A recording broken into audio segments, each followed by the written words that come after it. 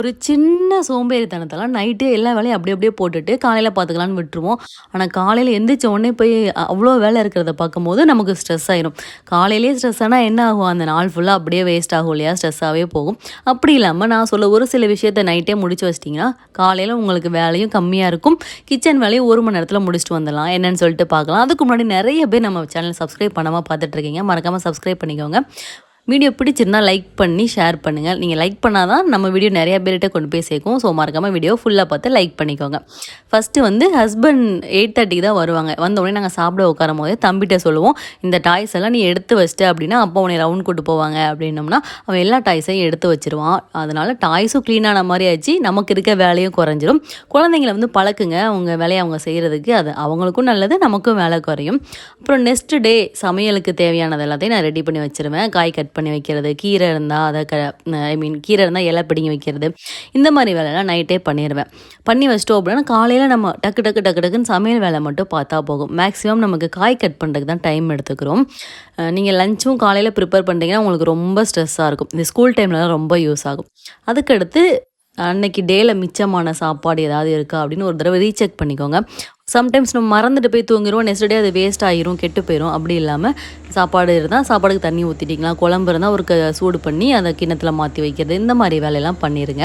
இந்த sprout maker ரீசெண்டாக தான் வாங்கியிருந்தேன். இப்போ தான் ஃபஸ்ட் டைம் யூஸ் பண்ணுறேன். எப்படி யூஸ் பண்ணுறது, நல்லா இருக்கா என்னன்னு சொல்லிட்டு நான் நெக்ஸ்ட்டு வர ஷார்ட்ஸில் அப்லோட் பண்ணுறேன். உங்களுக்கு யூஸ்ஃபுல்லாக இருந்தால் ட்ரை பண்ணி பாருங்கள். நான் யூஸ் பண்ணி பார்த்துட்டு உங்கள்கிட்ட சொல்கிறேன். இந்த மாதிரி எல்லாமே வந்து ரெடி பண்ணி வச்சுருவேன். ஸ்கூலுக்கு போகிறதா இருந்தால் நீங்கள் ஸ்நாக்ஸுக்கு ஏதாவது பண்ணணும் அப்படின்னா எல்லாத்தையுமே ப்ரிப்பேர் பண்ணி வச்சுருங்க. உங்களுக்கு அப்போ ரொம்ப ஈஸியாக இருக்கும். இன்றைக்கி நான் சென்னா குருமா தான் வச்சுருந்தேன். அதையும் சூடு பண்ணி இன்னொரு கிண்ணத்தில் மாற்றி வச்சுறேன். அப்போ தான் காலையில் இந்த குக்கர் எனக்கு வேணும் அப்படின்னா நான் இப்போ கழுவி வச்சா தான் காலையில் டக்குன்னு எடுத்து யூஸ் பண்ணிக்கலாம். இல்லாட்டி காலையில் இதை எடுத்து மாற்றி வைக்கணும், காலையிலக்குள்ளே அது காஞ்சிரும், உட்காந்து தேய்ச்சி கழுவணும். அப்போ வந்து நமக்கு ரொம்ப ஸ்ட்ரெஸ் ஆகும். ஸோ இதெல்லாம் பண்ணி வச்சிட்டா என் கிச்சன் வேலை முடிஞ்சிருச்சு. நெக்ஸ்ட்டு வந்து நான் பெட்டை தான் ரெடி பண்ண வந்திருக்கேன். ஹஸ்பண்டும் தம்பியும் வெளியே போயிருக்காங்க ரவுண்டு. அவங்க வரதுக்குள்ளே அதை ரெடி பண்ணிடலாம். வந்தால் நம்ம ரெடி பண்ணவே விட மாட்டாங்க. அதனால் பெட்டை நல்லா தட்டி விட்டுட்டு பெட் கவர் மாற்றி விட்டுட்டேன். வீக்லி ஒன்ஸ் கண்டிப்பாக வந்து பெட் கவர் மாற்றிடுங்க. அது வந்து நமக்கு ரொம்பவே நல்லது. தலாணி உரையாவது அட்லீஸ்ட் மாற்ற தான் செய்யணும். ரொம்ப நாளுக்கு அதே இதை போட்டுட்ருக்காதீங்க. இந்த எலாஸ்டிக் பெட்ஷீட் வந்து மீஷோவில் இருந்து தான் வாங்கியிருந்தேன். மித்த பெட்ஷீட்டை விட இந்த பெட்ஷீட் நல்லா உழைக்குது. மீஷோ பெட்ஷீட் கூட கிழிஞ்சிரும் ஈஸியாக. இது வந்து நல்லாவே இருக்குது. இதை லிங்க் வேணும் அப்படின்னா கீழே கொடுக்குறேன், செக் பண்ணி பாருங்கள் பிடிச்சிருக்கு அப்படின்னா. தலாணி உரம் மாற்றுறது எல்லாமே பண்ணி முடிச்சாச்சு. வீடை வந்து லைட்டாக கூட்டி விட்டுருவேன். இப்போ காலையில் வந்துட்டு ரொம்ப ரொம்ப அழுக்காக இருந்தால் ஒரு ஸ்ட்ரெஸ் வரும். ரொம்ப குப்பையாக இருந்தால் நமக்கு பார்க்கும் போதே ஒரு குப்பைக்குள்ளே வாழ்கிற மாதிரி இருக்கும்ல, எனக்கு அப்படி தான் இருக்கும். ஸோ தூங்குறதுக்கு முன்னாடி லைட்டாக கூட்டி விட்டுருவேன். ஏன்னா ஹஸ்பண்ட் கீழே தான் படுப்பாங்க. எப்படியும் அந்த இடத்த நான் கூட்ட தான் செய்யணும். அப்போ வந்து நான் ஃபுல் வீட்டையுமே கூட்டி விட்டுருவேன். மேலே வந்து நாங்கள் அதிரனும் நானும் படுக்க தான் எனக்கு கரெக்டாக இருக்கும். அப்புறம் என்னோடய வேலை பார்க்குற டேபிள் எல்லாத்தையுமே ஓரமாக எடுத்து வச்சுட்டு வீடை கூட்டி விட்டுட்டு ஒரு நீட்டாக இருந்தால் காலையில் எழுந்திரிச்சி வரும்போது நமக்கு மைண்ட் அப்படியே பீஸ்ஃபுல்லாக இருக்கும். நீங்கள் அதை ட்ரை பண்ணி பாருங்கள். அப்போ உங்களுக்கு அதுவே பழகிடும். இதுக்கு ரொம்ப டைம்லாம் எடுக்காது. ஒரு 5லேருந்து 10 நிமிஷம் அவ்வளோதான். வீடு கொட்டி பிடிச்சாச்சு. இப்போ வீடு க்ளீன் ஆன உடனே எனக்கு ரொம்ப பெரிய ரிலாக்ஸாக இருக்கும். நாங்களாம் வெளியில் போயிருக்க டைம்லேயே நான் இந்த வேலை முடிச்சிடுவேன். நைட்டு எப்போயுமே ரவுண்ட் கூட்டு போவாங்க. அப்போ தான் இந்த வேலையெல்லாம் பார்ப்பேன். 2 பேரும் வீட்டில் இருந்தாங்கன்னா நம்மளை இந்த வேலையெல்லாம் பார்க்க விட மாட்டாங்க. ஸோ வீடெல்லாம் கொட்டி முடிச்சாச்சு. கொஞ்சம் பாத்திரம் இருந்தது. ஹஸ்பண்ட் வந்து கழுவி தரேன்னாங்க. ஓகே நம்ம பாதி கழுவி வைப்போம். ஹஸ்பண்ட் வந்தவுடனே மிச்சத்தை அவங்க கழுவிக்கட்டும்னு கழுவிட்டு இருக்கும் போதே வந்துட்டாங்க. ஓகே அப்படின்ட்டு நீங்கள் கழுவுங்க அப்படின்னு சொல்லியாச்சு. அப்போ ஹஸ்பண்ட் இப்படி தெரிஞ்சால் நான் லேட்டாகவே வந்திருப்பேனே அப்படின்னாங்க.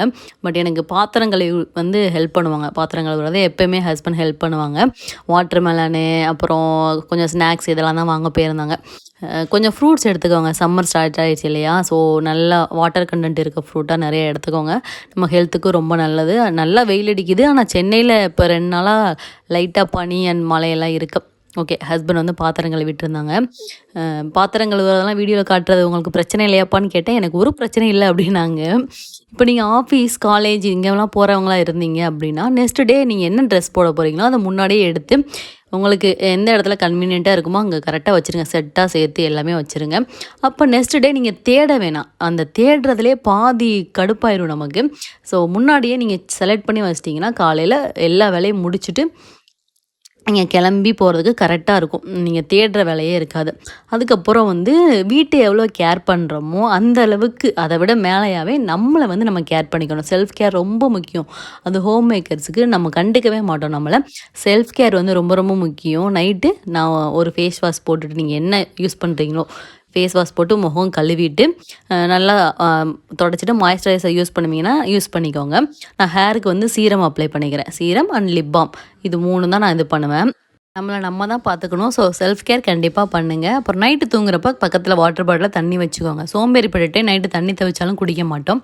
ஸோ இதெல்லாம் ட்ரை பண்ணி பாருங்கள். பாய்.